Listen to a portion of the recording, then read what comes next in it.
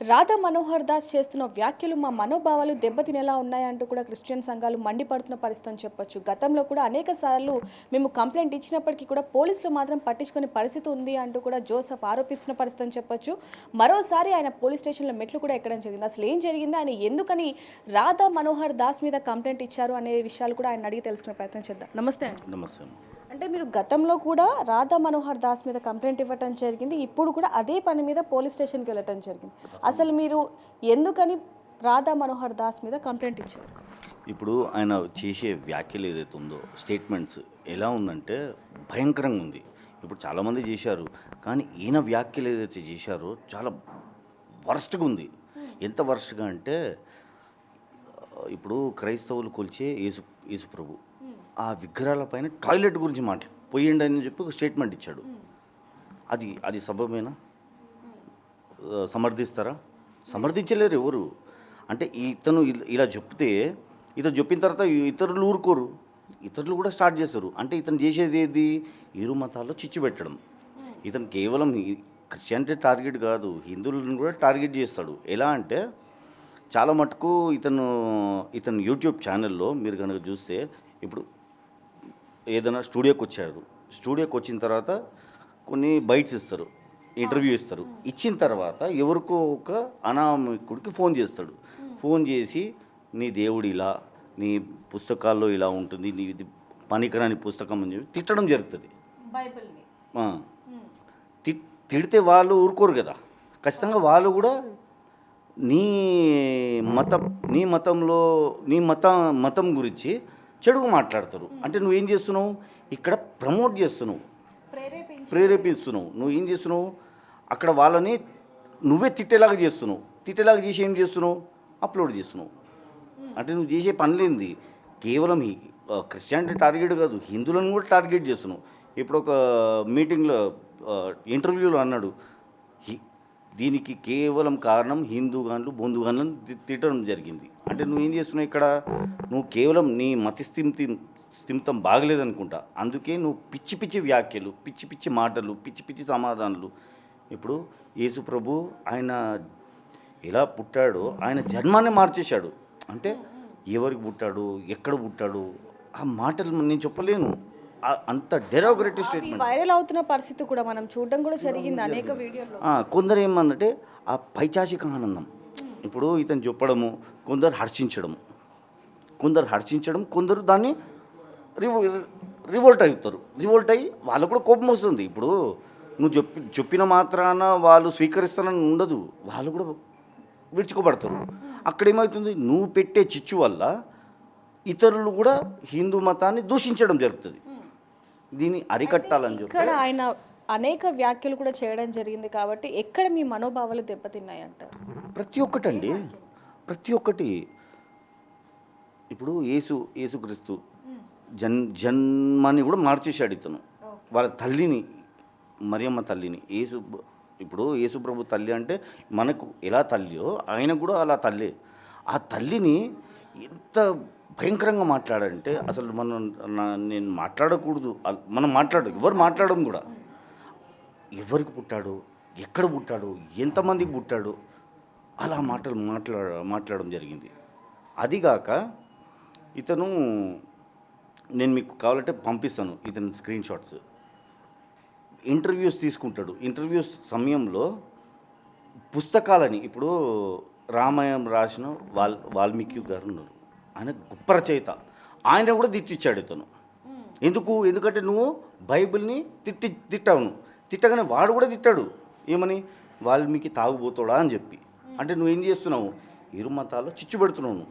So అందుకని చెప్పి మీరు ఆయన మీద కంప్లైంట్ ఇవ్వటం జరిగింది. అంటే దాదాపుగా మీరు 5 నెల 31వ తారీఖు కంప్లైంట్ ఇవ్వటం జరిగింది. మళ్ళీ ఇప్పుడు 20 రోజుల ముందు. అంటే ఇప్పుడు వాళ్ళు పోలీస్ వాళ్ళు కూడా ఈ ఎవిడెన్స్ అంతా ప్రాసెస్ ఉంటుంది, అందులో కొంచెం డిలే అయింది, చాలానే డిలే అయింది. అయితే నేను కాదు అడిగాను. అయితే సిసిఎస్లో వాళ్ళు ట్రాన్స్ఫర్ చేశారంట. ఓకే, వాళ్ళు ట్రాన్స్ఫర్ చేశారు, నేను మీడియాకి ఎక్కడం జరిగింది. అంటే ఈ వ్యాఖ్యల గురించి పోలీస్ కంప్లైంట్ ఇవ్వకముందు మీరు రాధా మనోహర్ దాస్తో మాట్లాడే ప్రయత్నం ఏమైనా చేశారు? చేశాను, గతంలో కూడా చేశాను. ఆయన ఇప్పుడు ఆయన చాలామందికి ఫోన్ కాల్ చేసి ఇంటర్వ్యూ సమయంలో మాట్లాడతారు కదండి. ఇప్పుడు చాలామంది పాస్టర్లకు ఫోన్ చేసే క్రమంలో అని చూపించుకుంటాడు ఆయన. నేను అన్నాను, గురుగారు మీరు అందరికి ఫోన్ చేసి ఫోన్లు చేస్తారు, వాళ్ళతో తిడతారు, తిట్టిపిస్తారు. నువ్వు ఆ మతాన్ని తిట్టి ఈ మతాన్ని కూడా తిట్టిపిస్తారు, మళ్ళీ నాకెందుకు ఫోన్ చేయరు? ఎందుకంటే ఆయనకు తెలుసు నాతో పెట్టుకుంటే ఎలా ఉంటుందని చెప్పి. అందుకే ఆయన నన్ను చాలా దూరం పెట్టాడు. చాలాసార్లు ఆయన కలవడం జరిగింది, రిక్వెస్ట్ చేయడం జరిగింది, వద్దండి ఇది మానుకోండి, మతాల జోలికి రావద్దు అంటే మాట్లాడతాడు, సరే చేయనంటాడు, మళ్ళీ ఆయన పని ఆయన చేసుకుంటాడు. సరే నాకు ఇది నచ్చలేదు, ఇది ఏదైతే చేశాడో ఇలాంటి కామెంట్స్ నచ్చకుండా నేను పోయి పెట్టాను. ఆయన వ్యక్తిగతంగా ఏం లేదు, కేవలం వ్యాఖ్యలు. ఎందుకంటే ఇతను చేస్తే ఏమవుతుంది, ఇతను చూసి వేరే అతను ఖచ్చితంగా మాట్లాడతాడు. ఇప్పుడు తిట్టిన తర్వాత ఆపోజిట్ పర్సన్ సైలెంట్ ఊరుకోడు, అతను కూడా ఏదో ఒక కామెంట్ చేస్తాడు. అక్కడ ఏమవుతుంది, నువ్వు హాయిగా ఉన్నావు, నువ్వు పిచ్చి పిచ్చిగా కార్లు తిరుక్కుంటా బస్ స్టాండ్లో, రైల్వే స్టేషన్లో, సినిమా హాల్లో అన్నట్టు నువ్వు పిచ్చి ప్రసారాలు చేస్తున్నావు. కానీ నీ వల్ల ఏమవుతుంది, ప్రజలు కొట్టుకొస్తారు. నువ్వు బాగుంటావు, నీ జాగా నువ్వు బాగున్నావు, హాయిగా ఉన్నావు, పిచ్చి పిచ్చి వ్యాఖ్యలు చేసుకుంటా. కానీ నువ్వు చేసే వ్యాఖ్యల వల్ల ఇరు వర్గాలు దెబ్బతింటున్నాయి. ఇరు వర్గాలకు ఛాన్స్, ఆపర్చునిటీ దొరుకుతుంది. వీడు తిట్టాడు, నేను తిడతాను. ఇప్పుడు వాడు తిట్టాడు, ఇంకొకడు తిడతాడు. అంటే ఇదేనా మీరు చేసే పనులు? మత పెద్దగా నువ్వు చేసే పనులు ఇవా? ఇతర మత పెద్దలు ఉన్నారండి, వాళ్ళు ఒకవేళ ఏదైనా సభ పెడితే కేవలం మతం గురించే మాట్లాడతారు, ఆ గ్రంథం గురించే భగవద్గీత గురించే మాట్లాడతారు. ఎలా మార్పు? ఒక చిన్న ప్రశ్న అండి. అయితే ఇప్పుడు మీరు అంటున్నారు మత పెద్దలు అన్న తర్వాత ఈ విధంగానైనా మాట్లాడేదంటూ మీరు మాట్లాడడం జరిగింది. అయితే ఒక పాస్టర్గా మరి ఎలాంటి మాటలు, ఎలాంటి వ్యాఖ్యలు చెప్పాలి అంటారు?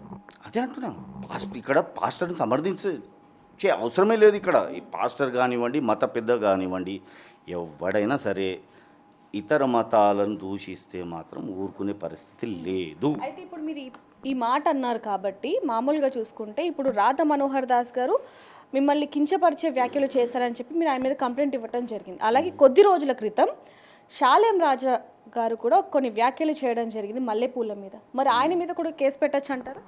పెట్టారు కదా, 230-40 కేసులు పెట్టారు. చాలు, మంచిది అది. ఎందుకంటే ఇప్పుడు ఆయన మతంతో పాటు స్త్రీలను కూడా అగౌరవపరిచారు. ఎందుకంటే పూలు పెట్టుకున్న ఆడవాళ్ళ గురించి ఒక దురుసుగా మాట్లాడడం ఎందుకు? ఇప్పుడు మీరు బోధించే బోధనలు ఇతర మతాలను కీల్చపరచకుండా, ఇతర మతాల గురించి మాట్లాడకుండా చాలు. ఇప్పుడు మీ దగ్గర వచ్చే వాళ్ళు ఎలా ఉండాలి?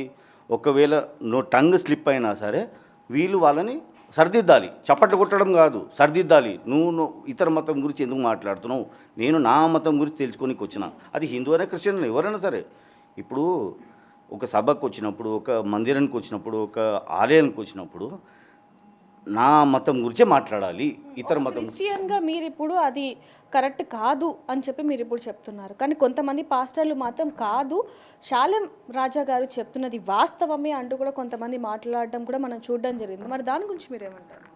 వాళ్ళకు కూడా ఉంటుందండి, ఖచ్చితంగా ఇలాంటి పరిణామం ఎదుర్కోవాల్సిందే. ఎందుకంటే ప్రజలు ఏదైతే పబ్లిక్ ఉన్నారో, ఆడవాళ్ళు ఉన్నారో, వాళ్ళ మనోభావాలు దెబ్బతీయకుండా స్టేట్మెంట్ ఇస్తే మంచిది. మీకు ఇప్పుడు పూలతో నీకేం పని? పూల గురించి నీకేమని తెలుసా? అంటే మామూలుగా ఇప్పుడు చాలా మందికి వస్తున్న ప్రశ్న ఏంటంటే, క్రైస్తవులు ఏదైనా ఫంక్షన్స్కి కానీ, లేకపోతే చర్చ్లకి వెళ్ళేటప్పుడు, లేకపోతే పెళ్ళిళ్ళకి వెళ్ళేటప్పుడు, బర్త్డేస్, ఇప్పుడు చర్చ్లో చాలా వరకు చాలా శుభకార్యాలు జరుగుతూనే ఉంటాయి, బర్త్డేలు కానివ్వండి, లేకపోతే ఇంకేమైనా, అప్పుడు పూలు పెట్టుకోరా? పెట్టుకుంటారు. అదే అంటున్నా కదా, నీకెందుకు? నువ్వు అక్కడ బోధించేది పూల గురించి కాదు, దేవుని గురించి బోధించు. అక్కడ పూలు అమ్మేవాడి గురించి, బైబుల్ గురించి బోధించాలి, యేసుప్రభు గురించే బోధించాలి. అదంతా మానేసుకొని వాళ్ళ కట్టు బొట్టు గురించి ఇంకా అవసరమే లేదు. సరే, అది పక్కకు పెడదాం, మనం ఇది మాట్లాడదాం. ఎందుకు అది అడిగానంటే, నేను ఇప్పుడు మీరు అన్నారు కాబట్టి మా మనోభావాలు దెబ్బతిన్నాయి కాబట్టి. ఇక్కడ నేను ఇక్కడ క్రిస్టియన్గా రాలేదు, హిందూగా రాలేదు, ఎవరిని ప్రమోట్ చేయను, ఎవరిని డిమోట్ చేయను, నాకు అనవసరము.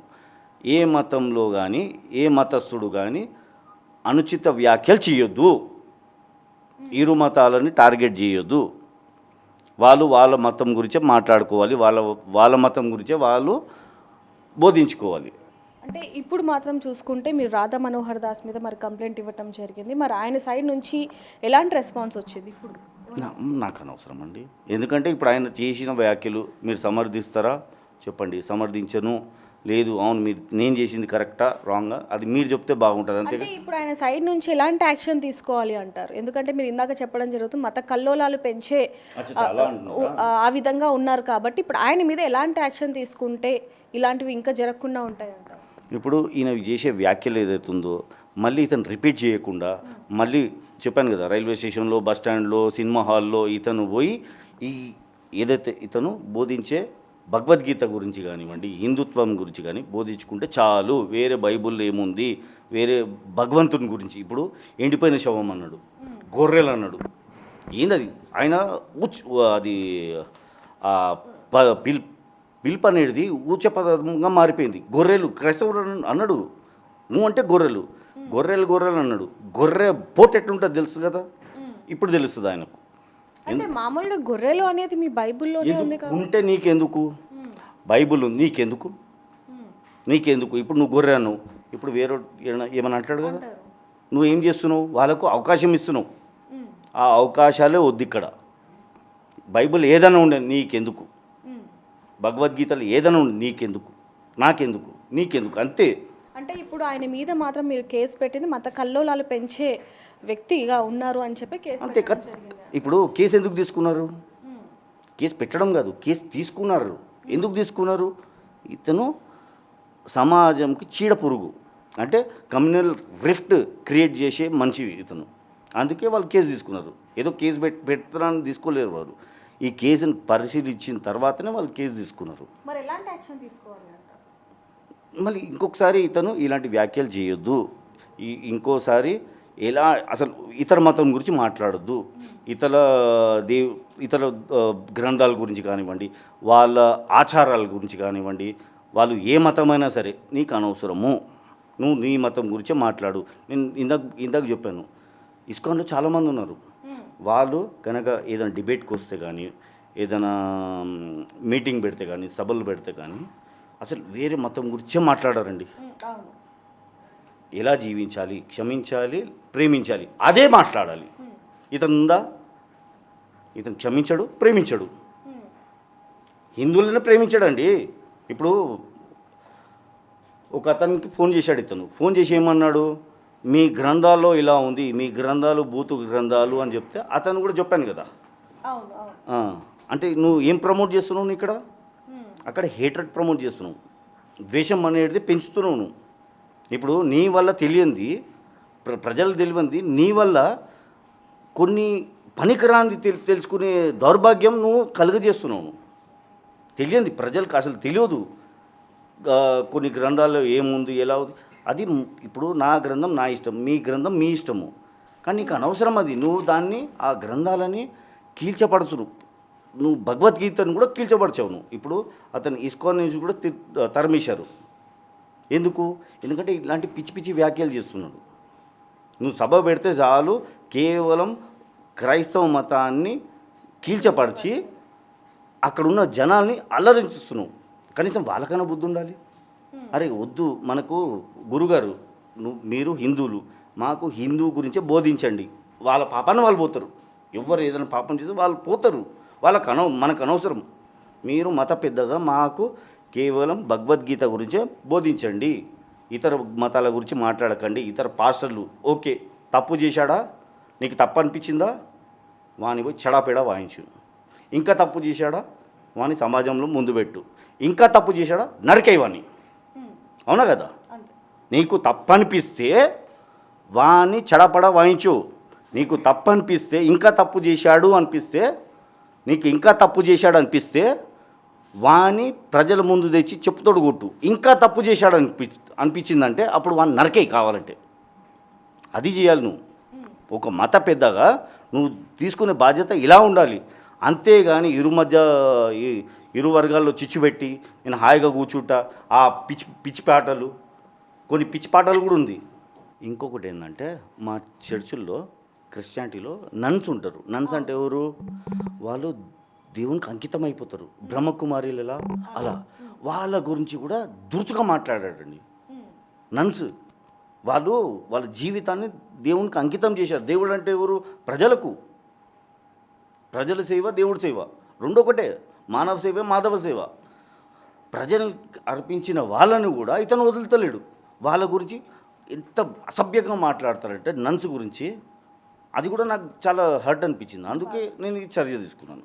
అందుకని కేసు పెట్టారు అంటారు. అందుకు కూడా సో చూడొచ్చు, రాధా మనోహర్ దాస్ అనేక పరిస్థితుల్లో, అనేక సందర్భాల్లో కూడా క్రైస్తవులు మనోభావాలు దెబ్బతినేలాగా వ్యాఖ్యలు చేస్తున్నారు. అందుకని మా మనోభావాలు దెబ్బతినే, అందుకని మేము కేసు పెట్టడం జరిగింది అంటూ కూడా చెప్తున్న పరిస్థితి అని చెప్పొచ్చు. మరి దీనికి సంబంధించి పోలీసులు ఏ విధంగా రియాక్ట్ అవుతారు అనే విషయాలు కూడా తెలియాల్సి ఉంది. మరిన్ని వార్తల కోసం చూస్తూనే ఉండండి బిగ్ టీవీ.